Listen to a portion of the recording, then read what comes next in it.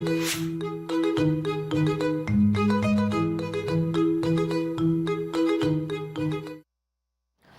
토크합니다 시간입니다. 오늘은 서민금융과 가계부채에 대해서 이야기 나눠보겠습니다. 화요일의 남자입니다. 화요일마다 모시는 조성모 서민금융연구원장 만나보겠습니다. 원장님 안녕하세요. 예, 안녕하세요. 네, 또 바쁘시죠 요즘 또. 그렇습니다. 네, 여러 가지 이슈들이 또 서민 경제 측면에서 많이 있습니다. 오늘 또 가계부채에 대해서 이야기를 좀 나눠봤으면 좋겠는데, 그동안 보니까 이제 금융감독원에 재직하실 때 사채 피해 상담을 또 많이 하셨더라고요. 그러면서 그 경찰과 함께 수사도 하셨던 것 같은데. 수사 의뢰를 저희들이 했지요. 그럼 좀 신변의 위협을 또 받으시는 건 아니세요? 뭐 조금 받고 주변 사람들로부터 많이 걱정을 많이 받았습니다. 그래서 별일은 없으셨던 거죠. 그렇다면 그 내용들을 한번 오늘 좀 들어보면 좋은 시간이 될 것 같습니다.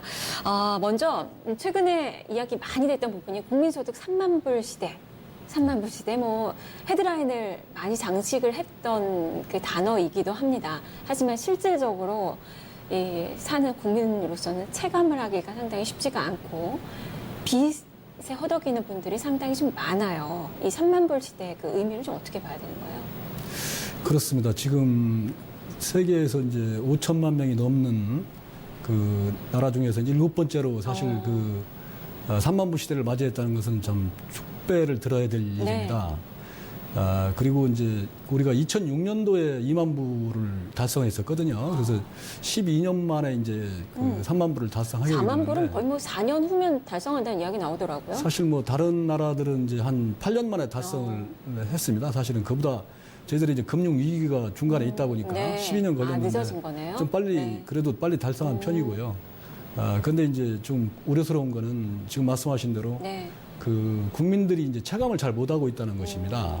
그래서 이제 경제 양극화가 심화되고 이렇게 하다 보니까 빈부 격차가 자꾸 심화되는 거죠. 그래서 우리가 이제 빈부 격차를 얘기할 때는 소득 5분위 배율을 얘기하는데 상위 그 10%, 20%하고 하위 20%를 비교해 가지고 이제 소득 분배 지수라고 하는데 그걸 보면은 이제 그 2015년에 이제 6.91에서 이제 2017년에는 7% 이렇게 늘어나고 있거든요. 그래서 소득 격차가 좀 벌어져서 좀 안타깝습니다. 소득 양극화가 상당히 심한 거고 3만 불 시대라는 이 타이틀 이면에는 대기업들 그리고 정말 상위층의 고소득층의 그렇습니다. 배만 많이 불린 거고 사실 빈부격차가 너무도 심해서 좀 더 보자면 소득 재분배가 제대로 이루어지지 않고 있는 그 상황인 거예요. 그렇습니다. OECD 35개국 중에서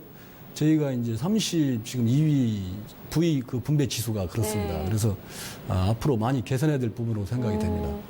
3만 불 시대 이 달성에 대해서 기뻐하기보다는 사실상 앞서서 저도 잠깐 이야기했지만 가계부채 이런 부분들을 더 많이 좀 우려해야 될 그 상황이 아닌가 싶은데 잘못하다가는 이게 거품이 빠져버리면 부채 거품이 빠져버리면 일본과 같은 장기 불황에 들어가는 거 아닌가라는 우려도 해볼 수 있을 것 같거든요. 지금 가계부채가 어느 정도 수준인 거예요? 지금 그 저희들 가계부채는 이제 1,500조 원이 지금 넘었거든요. 그래가지고 상당하네요. 사실은 거의 GDP 수준에 지금 와 있습니다. 거의 이 정도면 거의 100% 가까이 되는 그렇습니다. 거죠? 97.5%인데요. 그래서 이게 이제 OECD 국가가 한 60%대밖에 안 되거든요. 그래서 상당히 높은 수준이고요. 거기다가 더 문제가 되는 거는 뭐냐면 이제 그 소득의 증가율보다 부채가 더 빠르게 증가하고 있다는 것입니다. 그래서 이제 작년도 같은 경우에 소득 증가율이 3%대에 불과한데 그 빚은 그 8.5%가 증가하는 이런 그 부채가 더 빠르게 늘고 있기 때문에 어떻게 보면 이제 미래 소득을 이제 가불해서 쓰는 그런 그 형편에 지금 있기 때문에 좀 걱정이 많이 됩니다. 그래서 이제 정부에서는 2021년까지 가계부채 증가율을 이제 GDP 명목 GDP 수준으로 맞추려고 낮추는 거죠. 그래서 이제 총부채 원리금 그 상환 비율 DSR을 이제 상호 그 금융이라든가 그 보험 그리고 여신 전문 업체까지 다 이제 상반기 내에 도입할 그런 예정입니다. 네. 아무래도 가계 부채로 가장 고통받는 분들은 아무래도 서민들. 부채 상환에 어려움을 겪고 있는 서민들이 좀 될 것 같은데 그렇다면 서민금융 이야기 참 많이 합니다. 네. 어떤 의미로 좀 사용이 되는 거예요? 사실 뭐 정의하기가 어렵습니다. 네. 서민이라 하면 뭐 사전적으로 말하면 뭐 벼슬 없는 그 범민, 그렇죠. 뭐 저희가 아니면 다 서민 아니에요? 예, 귀족 아닌 뭐 보통 사람, 네. 그리고 뭐 중류 이하에 넉넉하지 못한 계층 뭐 이렇게 네. 정의하고 있는데요. 이것은 경제학적으로 저희들이 뭐 얘기할 때는 이제 신용도가 낮고 소득이 떨어져 가지고 금융을 자기 신용으로 이용하기 어려운 분들 이렇게 이제 보고 있습니다. 그래서 그 지원 목적에 따라서 이제 각각 이렇게 보고 있는데 복지 같은 경우는 이제 뭐 기초생활수급자에다가 뭐 차상위 계층 정도를 서민으로 보고 예를 들어서 뭐 소득이다 그러면 이제 5분위 소득 중에서 가장 그 낮은 20% 정도의 그 부위를 이제 서민으로 이렇게 보고 있고요. 네. 금융 쪽에서 보면 이제 신용도가 낮아가지고 사실상 금융을 이용하지 못하는 6등급 이하 사람 분들 이런 분들이 한 지금 900만 명 정도 이렇게 됩니다. 그래서 서민의 정의는 뭐 이렇게 다양하게 나눌 수 있는데 어쨌든 그 저희들이 이분들에 대한 그 형편이 피지 않고는 네. 국가가 이제 웃을 일이 없지 않습니까? 네. 사실 그래서 이제 서민들 지원에 이제 주력을 하고 있는 것이죠. 네. 이야기 들어보니까 저는 그래도 서민보다 조금 위인가요? 서민의 정의를 제가 잘못 알고 있구나라는 생각이 드는데 그만큼 자기 신용으로 자기가 가진 뭐 재산이나 신용을 담보로 돈을 빌릴 수 없는 그 분들을 서민이라고 그렇습니다. 예. 이제 금융 측면에서는 한다라는 이야기인데 그러면 이제 대출 상환이 쉽지 않은 그런 분들인 거고 네. 그러면 그 금융기관 입장에서는 부실화될 위험이 크기 때문에 돈을 빌려주고 싶지 않을 것 같거든요. 그렇기 때문에 정부 정책을 많이 이용을 해야 되는 거잖아요. 맞습니다. 그런 그래서 상품들도 좀 많이 궁금해요.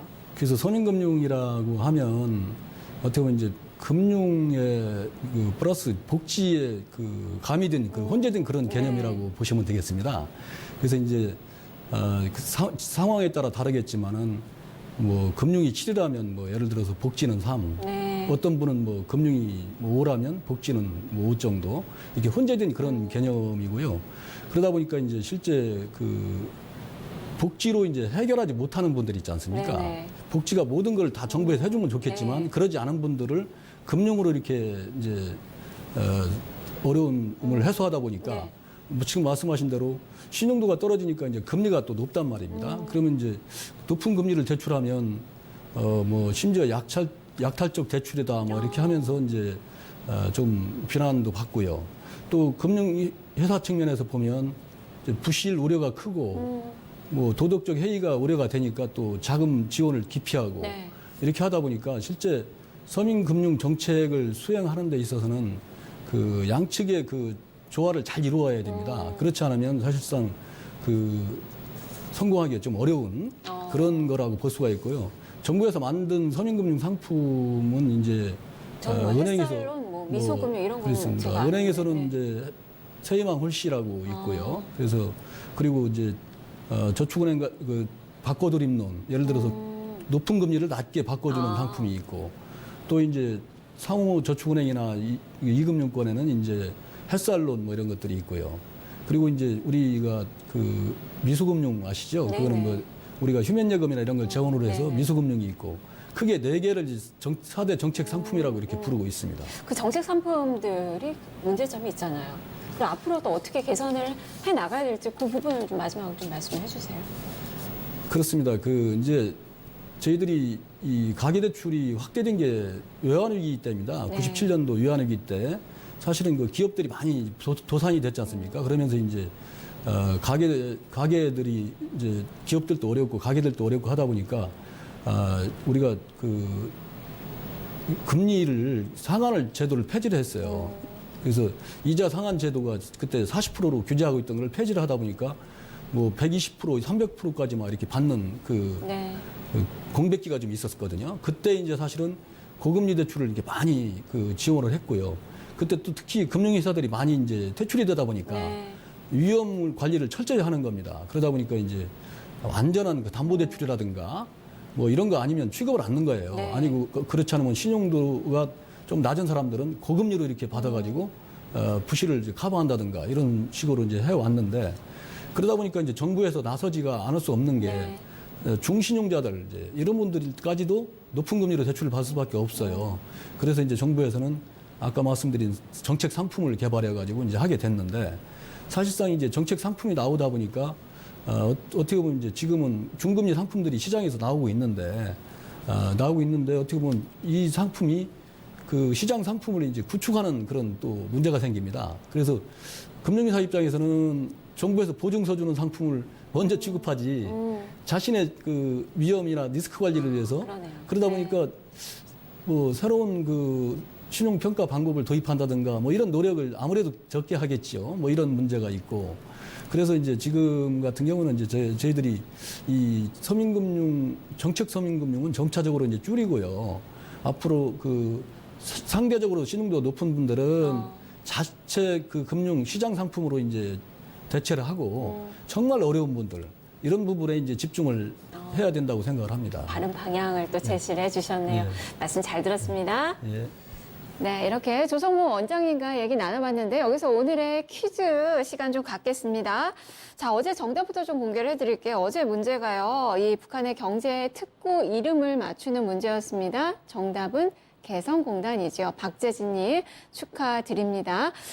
다만 이제 박재진님과 연락이 좀 안 돼서요. 이 이메일 좀 확인해 주시면 좋을 것 같아요. 선글라스, 비방트 선글라스 보내드리도록 하겠습니다. 자, 이어서 오늘의 문제 드리겠습니다. 자, 대출을 받으려는 사람의 소득 대비 전체 금융부채의 원리금 상환액 비율을 말하는 것으로 연간 총부채 원리금 상환액을 연간 소득으로 나눠 산출하는 것은 무엇이라고 할까요? 영어로 세 글자입니다. 알파벳 세 글자 적어주시면 됩니다. 뉴스토마토 유튜브 홈페이지에 오셔서 구독하시고 그리고 정답 올려주시고요. 정답과 함께 이메일 주소 꼭 남겨주셔야 선물 보내드리니까요. 자, 많은 참여 부탁드리겠습니다. 자, 지금까지 토크합니다. 함께 하셨습니다.